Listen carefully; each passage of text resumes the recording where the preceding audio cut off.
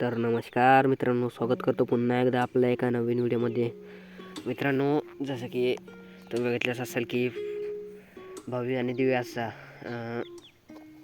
पुजारवाडी येथील मैदान मित्रांनो पार पाडलं आणि या मैदानात आपला द्वादशी केसरी बाकासूर चांगल्या प्रकारे देखील गट पास केला, परंतु सेमीला देखील पराभव झाला.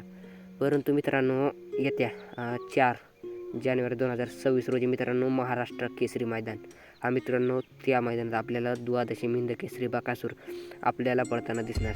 तसे मित्रांनो महाराज देखील 1 जानेवारी 2026 रोजी देखील मित्रांनो गुलालाशी पात्र ठरला.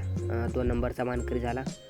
मला वाटते एक आदत एक बैल हा मित्रांनो असा काय मैदान होता आणि त्या मैदानात आपला महाराज हा गुलालाशी पात्र झाला. आणि नवीन खरेदी वादळ देखील मित्रांनो त्या मैदानात गटाला हार झाला, म्हणजे पराभव झाला मित्रांनो, पण तरी काय हरकत नाही.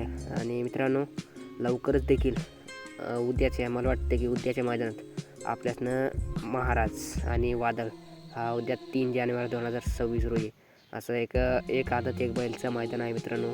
त्या मैदानात आपल्याला महाराज आणि वादळ आज जवळपास मित्रांनो पळताना दिसू शकतो मित्रांनो. 50% गॅरंटी आहे.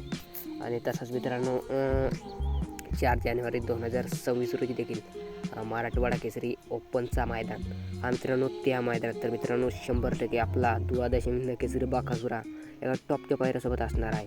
आणि तो टॉपचा पायरा देखील आपण सांगणार आहोत उद्याच्या व्हिडिओमध्ये. त्याच्यासाठी आपल्या चॅनलला आज सबस्क्राईब करून ठेवा. आणि मित्रांनो महाराज देखील उद्या किंवा मित्रांनो परवा हा मित्रांनो 3 तारखेला किंवा 4 तारखेला आपल्याला 100% 6300 धावन एका मैदानात मित्रांनो आपल्याला पळताना दिसणार आहे. आणि नक्कीच गुलालाशी पात्र ठरेल हीच विनंती करतो देवाशी. नक्कीच आपला देव द्वादशी केसरी बाकासूर त्या मैदानात कमबॅक करेलच. व्हिडिओ आवडल्यास लाईक करा. धन्यवाद.